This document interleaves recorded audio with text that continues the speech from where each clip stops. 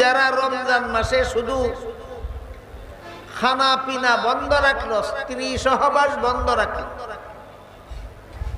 কিন্তু সারা বছরের সুদকুর রমজানেও সুদ ছাড়লো না। সারা বছরের ঘুষকুর রমজান মাসেও তওবা করে ঘুষ ছাড়লো না। সারা বছরের মদকুর রমজান মাসেও তওবা করে মদ খাওয়া ছাড়লো না। সারা বছরের গাঞ্জাকুর রমজান মাসেও তওবা করে গাঞ্জা খাওয়া ছাড়লো না। সারা বছরের বেনামাজি রমজান মাসেও বেনামাজি হলো না। সারা বছরের বেপর্দা রমজান মাসেও পর্দা পালনের অভ্যাস করল।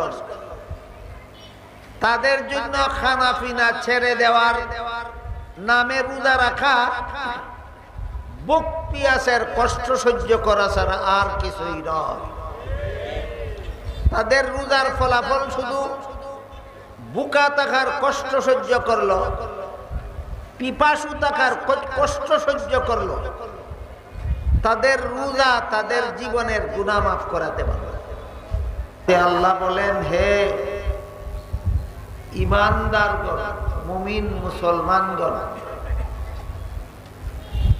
তোমাদের উপর রোজা রাখা ফরজ করা,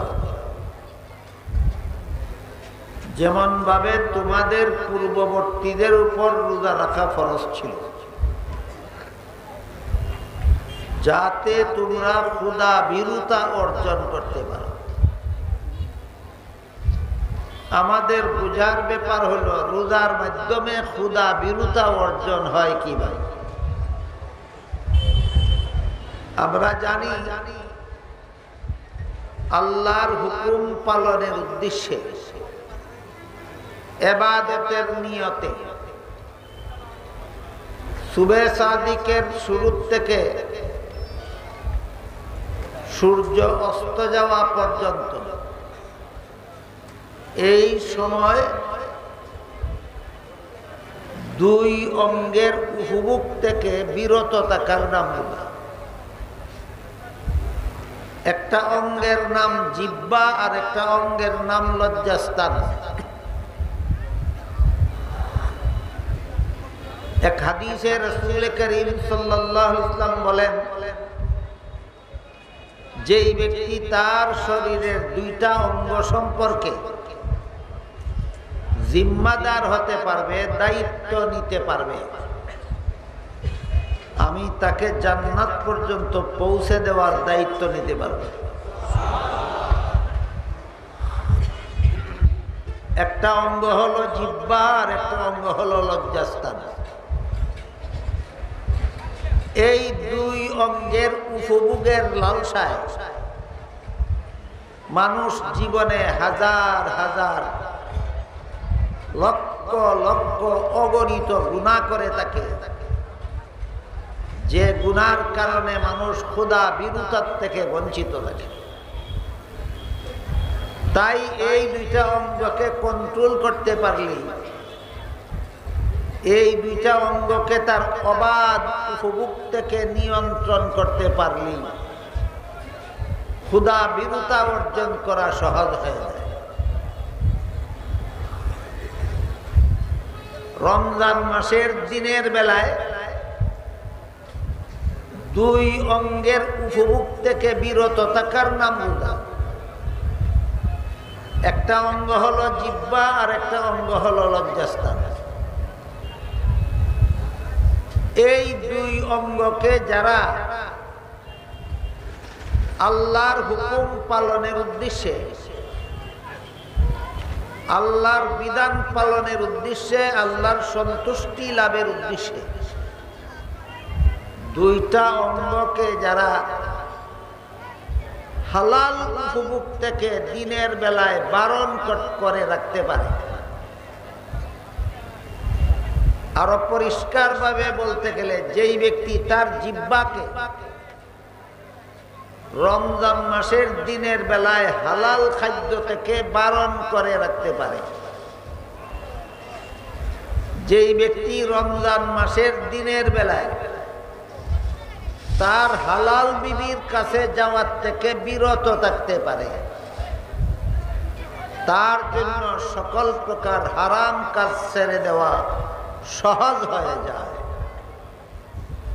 এই হইল লাআল্লাকুম তাত্তাকুনের মর্ম, যাতে তোমরা খোদা ভীরুতা অর্জন করতে পারো। এই পদ্ধতিতে খোদা ভীরুতা অর্জন করা রোজাদারের জন্য সহজ হয়ে যায়। এজন্য একদিকে দুইটা অঙ্গকে উপভোগ থেকে বারণ করে রাখতে হবে, অপরদিকে সকল প্রকার হারাম কাজ তওবা করে ছেড়ে দিতে হবে। এ মর্মেই হাদিস শরীফে উল্লেখ আছে, রমজানের প্রথম 10 দিন রহমত নাজিল হয়, মধ্যের 10 দিন গুনাহ মাফ হয়, শেষের 10 দিন জাহান্নাম থেকে নাজাত দিয়ে দেওয়া হয়। প্রশ্ন জাগে, রমজানের প্রথম 10 দিন ছাড়া বৎসরে আর কোনদিন কি রহমত নাজিল হয় না? অবশ্যই হয়। রমজানের মধ্যের 10 দিন ছাড়া বৎসরের আর কোনদিন কি গুনাহ মাফ হয় না? অবশ্যই হয়। রমজানের শেষ 10 দিন ছাড়া আর কোনদিন কি গুনাহগারকে জাহান্নাম থেকে মুক্তি দেওয়া হয় না? অবশ্যই হয়। তবে অন্য সময় গুনাহ ছেড়ে দেওয়া এত সহজ নয়, রমজান মাসে গুনাহ ছেড়ে দেওয়া যত সহজ। কিভাবে? যেই ব্যক্তি হালাল খাদ্য ছেড়ে দিতে পারলো আল্লাহর হুকুম পালনের জন্য, যেই ব্যক্তি হালাল বিবির কাছে যাওয়া বন্ধ করে দিতে পারলো আল্লাহর হুকুম পালনের জন্য, তার জন্য সকল প্রকার হারাম কাজ ছেড়ে দেওয়া সহজ হয়ে যায়। তাই হাদিসের ব্যাখ্যা গ্রন্থে উল্লেখ আছে, রমজানের প্রথম 10 দিনে রহমত নাজিল হয় কাদের জন্য? যারা রোজার মাধ্যমে প্রথম 10 দিনেই সকল প্রকার গুনাহ থেকে তওবা করে নিতে পারে। প্রথম 10 দিনে যারা তওবা করে না, তাদের জন্য দ্বিতীয় অফার দেওয়া হয়। মধ্যের 10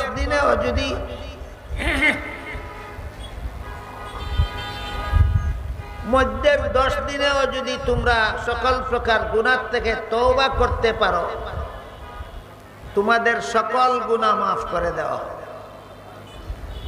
মধ্যের 10 দিনেও যদি কেউ সকল গুনাহ থেকে তওবা করতে পারে না, তাদের জন্য শেষ অফার, তোমরা যদি শেষ 10 দিনের মধ্যেও সকল প্রকার গুনাহ তওবা করে ছেড়ে দিতে পারো, তাহলে তোমাদেরকেও জাহান্নাম থেকে নাজাত দিয়ে দেওয়া হবে। এই গেল রমজান সম্পর্কে এক হাদিস। অন্যান্য হাদিসে উল্লেখ আছে, কিন্তু যারা রমজান মাসে শুধু খানা পিনা বন্ধ রাখলো, স্ত্রী সহবাস বন্ধ রাখলো, কিন্তু সারা বৎসরের সুদখোর রমজানেও সুদ ছাড়লো না, সারা বৎসরের ঘুষখোর রমজান মাসেও তওবা করে ঘুষ ছাড়লো না, সারা বৎসরের মদখোর রমজান মাসেও তওবা করে মদ খাওয়া ছাড়লো না, সারা বৎসরের গাঞ্জাখোর রমজান মাসেও তওবা করে গাঞ্জা খাওয়া ছাড়লো না, সারা বৎসরের বেনামাজি রমজান মাসেও বেনামাজি হলো না, সারা বৎসরের বেপর্দা রমজান মাসেও পর্দা পালনের অভ্যাস করলো। তাদের জন্য খানা পিনা ছেড়ে দেওয়ার নামে রোজা রাখা বুক পিয়াসের কষ্ট সহ্য করা ছাড়া আর কিছুই নয়। তাদের রোজার ফলাফল শুধু বুকা থাকার কষ্ট সহ্য করলো, পিপাসু থাকার কষ্ট সহ্য করলো, তাদের রোজা তাদের জীবনের গুনাহ মাফ করাতে পারল। এজন্য আরেক হাদিসে রাসূল করিম সাল্লাল্লাহু আলাইহি ওয়াসাল্লাম বলেন, তিন দল মানুষের জন্য জিবরিল ফেরেশতা বদদুয়া করেছেন, এই বলে যে তোমরা অপদস্থ হও, তোমরা অপমানিত হও, তোমরা বেইজ্জত হও। কদল মানুষ তিন দল। এক দল হলো যাদের জীবদ্দশায় মা বাবাকে পেয়েও মা বাবাকে সন্তুষ্ট করে জান্নাত উপার্জন করতে পারল। জিবরিল ফেরেশতা বলেন তোমরা অপদস্থ হও, রাসূল করিম সাল্লাল্লাহু আলাইহি ওয়াসাল্লাম বলেন আমি আমিন বলেছি। এক হাদিসে রাসূল বলেন রিদার রাব্বি ফি রিদাল ওয়ালিদাইন ওয়া সাখাতুর রাব্বি ফি সাখাতিল ওয়ালিদাইন। যার প্রতি তার মা বাবা সন্তুষ্ট তার প্রতি আল্লাহ সন্তুষ্ট, যার প্রতি তার মা বাবা অসন্তুষ্ট তার প্রতি আল্লাহ অসন্তুষ্ট। তাই হাদিস শরীফে রাসূল বলেছেন যেই ব্যক্তি তার মা বাবাকে সন্তুষ্ট করে জান্নাত উপার্জন করতে পারল না, তার জন্য জিবরিল ফেরেশতা বদদুয়া করেছেন, আমি আমিন বলেছি।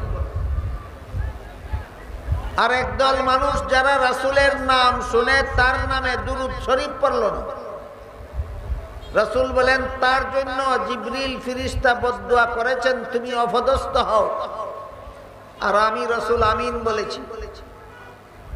তবে দুরূদ শরীফ পড়ার কিছু বিধান আছে, শুধু ফজিলত শুনলে হবে না, বিধান মতে পালন করলে ফজিলত।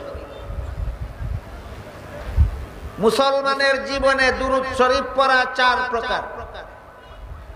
এই কথাগুলি জানা, মনে রাখা এবং জীবনে বাস্তবায়ন করা দরকার। সমস্ত মুসলমানের জীবনে দুরূদ শরীফ পড়া চার প্রকার। এক প্রকার ফরজ, এক প্রকার ওয়াজিব, এক প্রকার সুন্নত, আর এক প্রকার মুস্তাহাব। বুঝে থাকলে একটু দয়া করে বলুন দুরূদ শরীফ কত প্রকার? এক নম্বর, দুই নম্বর, তিন নম্বর, চার নম্বর মুস্তাহাব। প্রত্যেক মুসলমানের জীবনে একবার দুরূদ শরীফ পড়া ফরজ। আর অবসর থাকা অবস্থায় যতবার নবীর নাম শুনবে ততবারই দুরূদ শরীফ পড়া ওয়াজিব। কোন দিনই কাজে ব্যস্ত থাকলে একবার ওয়াজিব। ওয়াজ শুনতে বসলে, ওয়াজ করতে বসলে, এই ওয়াজ একটা দিনই কাজ।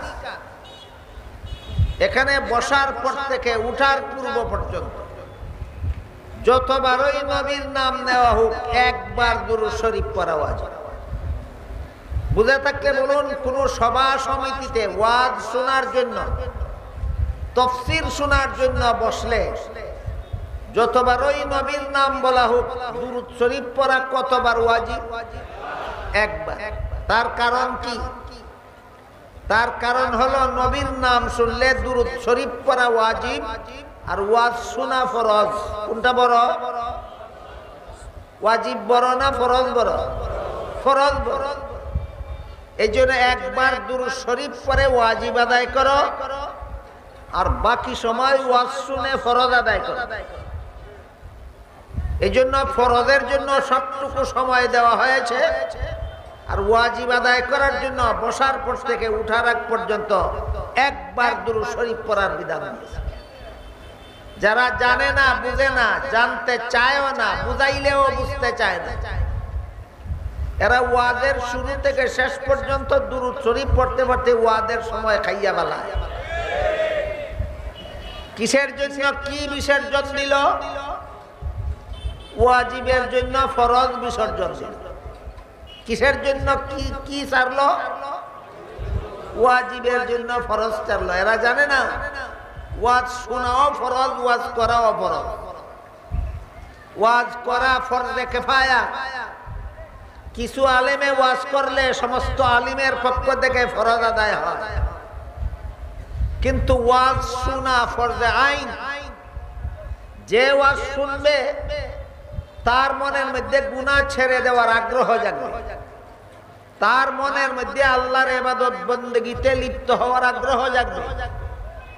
যে শুনবে না সে তার এই সুফল পাবে না। খানা খাওয়ার মতো, যেভাবে একজনে খাইলে আরেকজনের পেট ভরে না, কি বলেন? একজনে খাইলে আরেকজনের পেট ভরে, যেমন ভাবে একজনে খাইলে আরেকজনের পেট ভরে না, তেমনি ভাবে একজনে ওয়াজ শুনলে আরেকজনের উপকার হয় না। এই জন্য ওয়াজ শোনা ফরজে আইন। এই ফরজে আইন থেকে বঞ্চিত করে শ্রোতাদেরকে ঘন্টার পর ঘন্টা দুরুদের নামে কবিতা গাইয়া মাহফিল শেষ করে দেওয়া হয়। এটা অবুধ লোকের কাজ, বুদ্ধিমান লোকের কাজ নয়। রাসূল বলেন, যেই ব্যক্তি আমার নাম শুনে দুরূদ শরীফ পড়ল না, তার জন্য জিবরিল ফেরেশতা বদদুয়া করেছেন, তুমি অপদস্থ হও, আমি আমিন বলেছি। বলেন বিধান ছাড়া না বিধান মতো? মাহফিলে দুরূদ পড়ার বিধান কি? কতবার? কি ওয়াজিব? একবার ওয়াজিব। আর প্রত্যেক নামাজের শেষ বৈঠকে সালাম ফিরাবার আগে দুরূদ শরীফ পড়া সুন্নত। প্রত্যেক নামাজের শেষ বৈঠকে সালাম ফিরাবার আগে দুরূদ শরীফ পড়া সুন্নত। এই তিন প্রকার দুরূদ শরীফ ছাড়া আর যত জায়গায় দুরূদ শরীফ পড়ার বিধান আছে শরীয়তে, সবটাই মুস্তাহাব, সবটাই মুস্তাহাব। যেমন মুনাজাতের আগে পরে দুরূদ শরীফ পড়ার বিধান আছে। ফরজ, ওয়াজিব, সুন্নত না মুস্তাহাব? মুস্তাহাব। নামাজ আজানের শেষে, আজান শেষ হওয়ার পরে দুরূদ শরীফ পড়ার বিধান আছে শরীয়তে। ফরজ, ওয়াজিব, সুন্নত না মুস্তাহাব? আজানের শুরুতে দুরূদ শরীফ পড়ার বিধান নাই শরীয়তে। যেমন ভাবে নামাজের শুরুতে দুরূদ পড়ার বিধান নাই, পড়লে হবে বিধান, তেমনি ভাবে আজানের আগে দুরূদ পড়ার বিধান নাই, পড়লে হবে বিধান। গায়ের জোরে বিদাত করলে ইচ্ছা মতো করো, কবর গেলে টের পাইবা গায়ের জোরে বিদাত করার ফল কত ভয়ঙ্কর।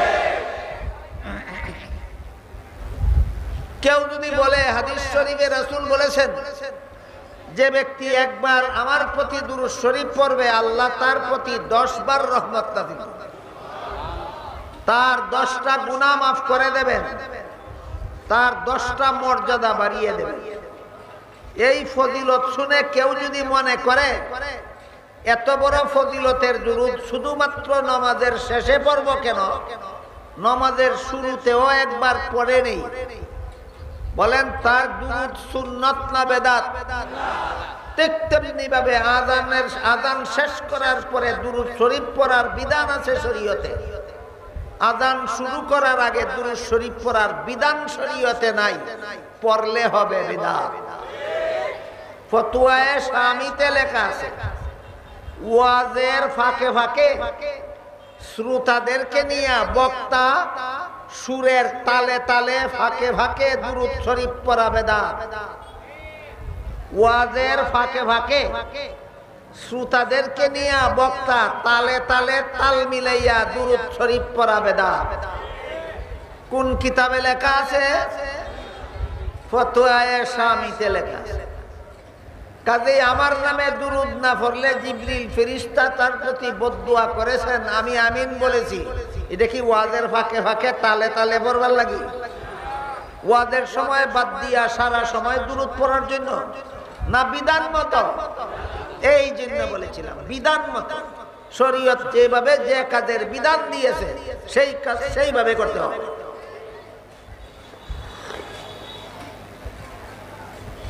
রাসূল করিম সাল্লাল্লাহু আলাইহি ওয়াসাল্লাম 3 বার আমিন বললেন।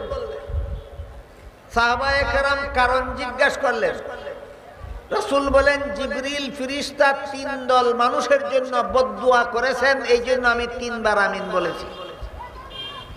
একদল মানুষ যারা মা বাবাকে পেয়েও তাদের সন্তুষ্ট করে জান্নাত অর্জন করতে পারল না, আর একদল যারা বিধান মতো দুরূদ শরীফ পড়ল না, বিধান ছাড়া বিধান মতো দুরূদ শরীফ পড়ল।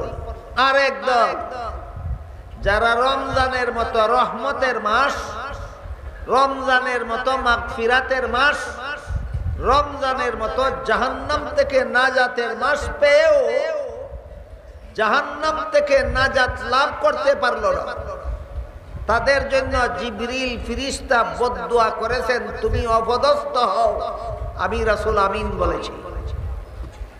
এবার বলুন আমার কথা বুঝে থাকলে, রমজানের প্রথম 10 দিন রহমত নাজিল হয়, মধ্যের 10 দিন গুনাহ মাফ হয়, শেষ 10 দিন জাহান্নাম থেকে নাজাত দেওয়া হয়।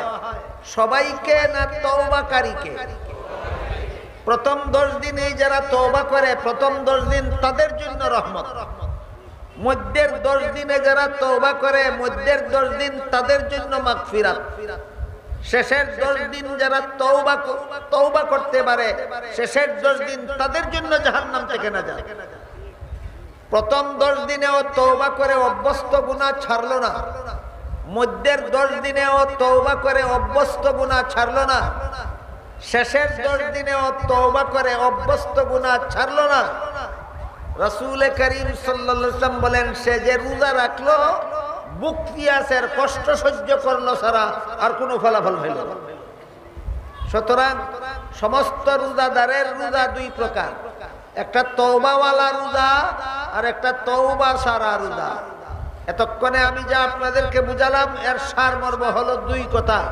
সমস্ত রোজাদারদের রোজা 2 প্রকার, তওবাওয়ালা রোজা, তওবা ছাড়া রোজা। তওবা ছাড়া রোজাদারের রোজার ফলাফল তুমি বুকের কষ্ট সহ্য করছো, পিয়াসের কষ্ট সহ্য করছো, আর কোনো ফলাফল নাই। আর তওবাওয়ালার রোজার ফলাফল রাসূল বলেন প্রথম 10 দিন তোমার জন্য রহমত, মধ্যের 10 দিন তোমার জন্য মাগফিরাত, শেষের 10 দিন তোমার জন্য জাহান্নাম থেকে নাজাত। 2 প্রকার রোজা এবং 2 প্রকার রোজার ফলাফল আমি কি আপনাদেরকে বুঝাতে পারলাম? বুঝে থাকলে বলুন আমাদের তওবা ছাড়া রোজা রাখা দরকার না তওবাওয়ালা রোজা রাখা দরকার? এবার শুনেন, তওবাওয়ালা রোজার আরেকটা ফলাফল বলে আমি আমার কথা শেষ করি। আমি আজকে বেশি অসুস্থ, আপনারা কথা বলার ফাঁকে ফাঁকে আমার নিঃশ্বাস কয়েক দফা বন্ধ হয়ে গেছে, আশা করি লক্ষ্য করেছেন। তারপরও আপনারা যেন হতাশ না হন, নিরাশ না হন। আমি আমার দুর্বলতা, আমি আমার অসুস্থতা চাপা দিয়েই কথা বলতেছি, যেন আপনারা বঞ্চিত না হন, নিরাশ না হন। তওবাওয়ালা রোজার আরেকটা সুফলের ঘোষণা দিয়ে আজকে কথা শেষ করছি। হাদিস শরীফে রাসূল করিম সাল্লাল্লাহু আলাইহি ওয়াসাল্লাম বলেন, ঠিক মতো যারা রোজা রাখে রমজান মাসের, রমজান মাস শেষ হলে পরে শাওয়ালের প্রথম তারিখে যখন ঈদুল ফিতরের নামাজ পড়তে ঈদগাহর মাঠে যায়, তখন আল্লাহ পাক রব্বুল আলামিন ফেরেশতাদেরকে জিজ্ঞাসা করেন, ও ফেরেশতারা, আমার এই সমস্ত বান্দারা সারা বছর কোনোদিন ঈদগাহর মাঠে আসলো না, আজকে কেন আসলো? আল্লাহর কি জানা নাই? জানা থাকা অবস্থায় জিজ্ঞাসা করেন কেন? ফলাফল ঘোষণা দেওয়ার জন্য। কেন জিজ্ঞাসা করেন? ফলাফল ঘোষণা দেওয়ার জন্য। তওবাওয়ালা রোজা রেখে যারা ঈদগাহর মাঠে যায়, আল্লাহ ফেরেশতাদেরকে জিজ্ঞাসা করেন, এরা আজকে ঈদগাহর মাঠে আসলো কেন? ফেরেশতারা বলেন, রমজান মাসের ডিউটি পালন করে এসেছে বেতন নেওয়ার জন্য। আল্লাহ ফেরেশতাদের জিজ্ঞাসা করেন, বলো তো তোমরা এদেরকে কি বেতন দেওয়া যায়? ফেরেশতারা বলেন, আমরা তো মনে করি যারা ঠিক মতো ডিউটি পালন করে এসেছে, তওবা ছাড়া রোজা রেখে এসেছে, না তওবাওয়ালা রোজা, যারা ঠিক মতো ডিউটি পালন করে এসেছে, এদের বেতনটা পুরাপুরি দেওয়া দরকার। কে বলে? ফেরেশতারা। তখন আল্লাহ বলেন, ফেরেশতারা তোমরা সাক্ষী দেখো, রমজান মাসে আমার দেওয়া ডিউটিটা যারা ঠিক মতে পালন করে এসেছে এদের সারা জীবনের সব গুনাহ মাফ করে দিল। আল্লাহ আপনাদের আমাদের সবাইকে তওবাওয়ালা রোজা যার দ্বারা জীবনের সব গুনাহ মাফ হয়ে যায়। আমিন। সুবহান রাব্বিকা রাব্বিল ইজ্জাতি আম্মা ইয়াসিফুন ওয়া সালামুন আলাল মুরসালিন।